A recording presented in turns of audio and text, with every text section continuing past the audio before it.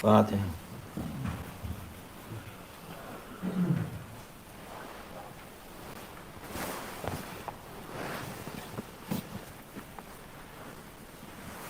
Selamun Aleyküm. Euzubillahimineşşeytanirracim. Bismillahirrahmanirrahim. Salatu vesselamu ala Resulina Muhammedin seyyidil evvelin ve ahirin. Madad ya Resul, madad ya Sadat, ashab-ı Resul, madad ya meşârih, destur ve maşallah, fazla, Şeyh Mehmed Adil'in Hakkani, madad tarikatuna, sohbeti vel hayır bil cemiyye. Bazen insana zenginlik iyi olur. Sometimes being rich can be good and a blessing for a human. Bazen kötü olur. Sometimes being rich can be bad. Bazı insanlar parası çok olunca There are some people who may have a lot of money, kendini bir şey zanneder. but them having a lot of money leads to them thinking of themselves to be something. Başkalarını beğenmez, üstler, kibir eder. They then despise others, they become arrogant and look down onto others, Hakkı kabul etmez. and they do not accept the truth. Kendi kafasına göre bir şeyler yapmaya They act based on their own discretion and based on their own thinking, uğraşır. Ne için bunu yapıyor? and then they struggle and try to accomplish something based on their own thoughts. Bu insanı nefsini Firavun gibi And why is this? Because the ego of a human being is like Pharaoh, tanrılık iddiası and as Pharaoh, the ego will claim to be God, vardır nefiste. and the ego has the characteristic to claim and think of itself to be God, just as Pharaoh did. Ona göre biraz kuvvet, para için her zaman para kuvvettir. And thus the ego is led astray by money, wealth, which represents power, and once the ego has power, Altın kuvvettir. gold is power. Onun için bu şaşkın insanlar onu bulunca And once confused people, obtain the power of wealth, kendilerini bir şey zanneder. they think of themselves to be something. Bu eskiden beri ta And this has always been the case in the past too. yeni bir şey değil. This is not something new. Allah Azze ve Celle insanı böyle yaratmış. This is the way how we humans have been created by Allah Almighty. Nefis de yaratmış, şeytan da yaratmış.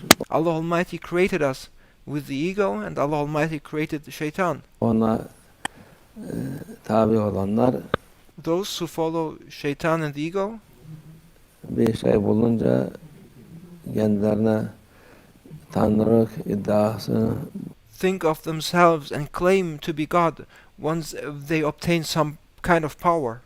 yaparlar kendilerini. Bu şimdiki zamanda da aynı şekildedir. And this is how things used to be in the past, and this is also how things are today. Şimdiki zamanda da aynı şekilde. Şimdi daha beter biraz. Today, people have even become worse. Hem şey var, para, kuvvet var. Because besides the power of wealth, the power of money, Bir de dünyaya hükmedeceğiz diye biraz da Allah Azze ve Celle bilgi vermiş. they also have now the power of knowledge, through which then they claim to control and rule over the entire world. And this knowledge is a divine gift and a divine favor by Allah Almighty. O bilgiyi bir şey zannediyorlar ki But and they think that this knowledge is so immense, zerre bile değil Allah Azze ve Celle'nin azametinin karşısında But compared to Allah Almighty's greatness, that knowledge which they are so proud of is not even a tiny spot or a tiny atom compared to Allah Almighty's greatness. zerre mukarene etmemiz bize hatadır. And it's even a mistake to make such a comparison. Biz Firavun dedi, ben sizin en büyük tanrınızım. Pharaoh said, I'm your greatest God. En yüksek tanrınızım diye. I'm your highest God. Şey yaptı Firavun. Firavun her zaman var. And Pharaoh always existed. Zamanda da aynı şekilde. Pharaohs existed in the past and pharaohs exist today. Devam ediyor.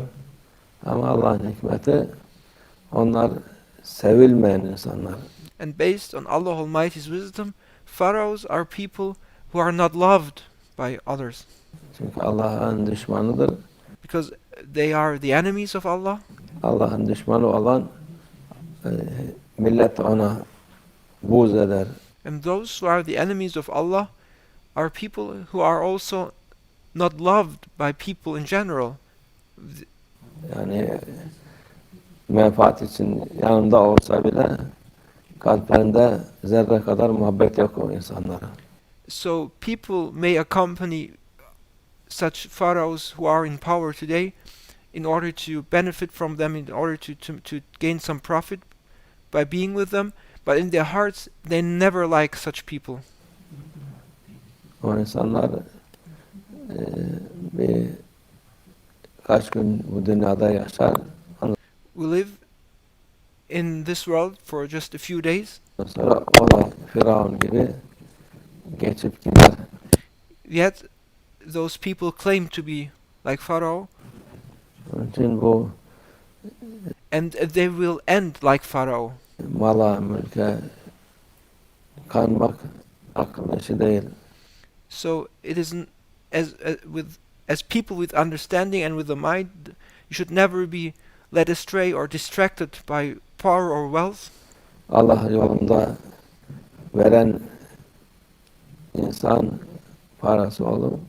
You should be steadfast on Allah Almighty's way, and if you have been blessed with wealth, then you should also spend it for the sake of Allah Almighty. O da sevilen insandır.